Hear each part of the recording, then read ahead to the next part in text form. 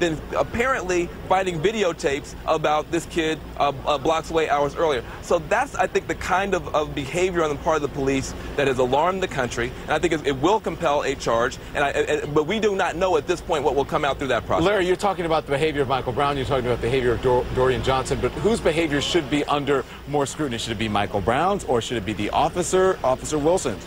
Who should be more under scrutiny? Well, Officer Wilson, of course, is the one who did the shooting, so clearly we have to have an investigation to find out whether or not the shooting was legitimate. But Van keeps talking about it being unarmed. When you shoot somebody, you don't find out until they're armed until after you shoot them. The point is he was a threat. And this business about he shot 6 times, I don't know what's going on with these reporters who are gun ninnies, but you can fire around 6 rounds in about 2 seconds. And this business about they should wound him, that's on television. You shoot to stop the threat, and you don't stop shooting until the threat is stopped. And if this guy is 6'4", and if he turned around and came at Officer Wilson, having had a confrontation in the vehicle before, damn right you shoot to stop the threat. Hold on 1 second. Of course you do. Well, yeah, sure, but the problem is that you don't have a bunch of witnesses right afterwards saying, hey, you know, our big 6'4" friend was trying to tackle a police officer who shot him. What you have is numerous people saying the guy was trying to surrender and was shot. That's not one person or 2 people or what that you have. That was the entire word that came from that event. And so I think what you've got to be able to say is, if what you said is true, that you had a 6'4" big guy who was trying to attack a police officer and the police officer could not defend himself any other way, you're right. But that's not what the witnesses saw. Okay, Larry, I know you want to get in, but hold that thought, both of you gentlemen. Stay with me. When we come right back, we're going to be discussing more of this case. Those who knew Michael Brown called him a gentle giant. He was a big guy, yet he was only 18 years old. I talked to his cousin about this a little bit earlier. We're talking about the facts then. They were that obvious to me, and it turned out that there wasn't even a charge. So, do agent size have anything to do with this case? We'll discuss that coming up.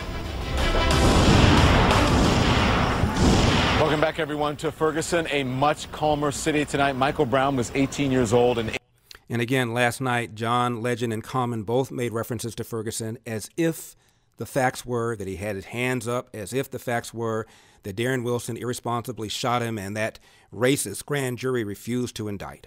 Unbelievable. That bridges boyhood and manhood. So, does his age have anything to do with this case? I want to talk now about it with Larry Elder and Van Jones. They're back with me.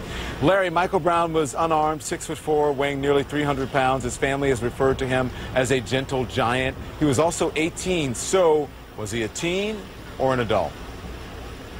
I'm happy you asked me about that. 15 years ago, Don, CNN with Time Magazine did a joint poll. They asked black teenagers, do you feel that racism is a major problem in America? And not too surprisingly, the majority of them said yes. But then they asked, is racism a major problem in your own lives? 89% said little or no problem in their own lives. In fact, the kids said, to a greater degree than white kids did, the failure to seize opportunities was a bigger problem than racism. Now, Eric Holder talks about his own personal experience with racism. He said he was pulled over on the New Jersey Turnpike. Larry, Larry, hold on.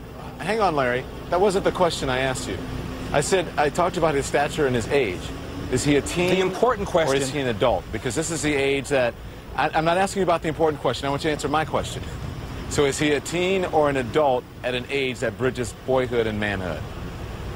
You're 18 years old, you're able to enlist in the military, you're able to be charged for homicide if you commit a heinous murder. As far as I'm concerned, you're an adult. He was going to go to college on that following Monday, and so they call him a kid when they want to, they call him adult when they don't want to. The bottom line is the fact that he is an 18-year-old should not factor into it. What should factor into it is whether or not this officer had a reasonable belief, a fear of bodily injury to himself or to other people, and therefore had a right to defend himself. And I believe that the facts so far and the law so far will compel an acquittal in the event that he's tried.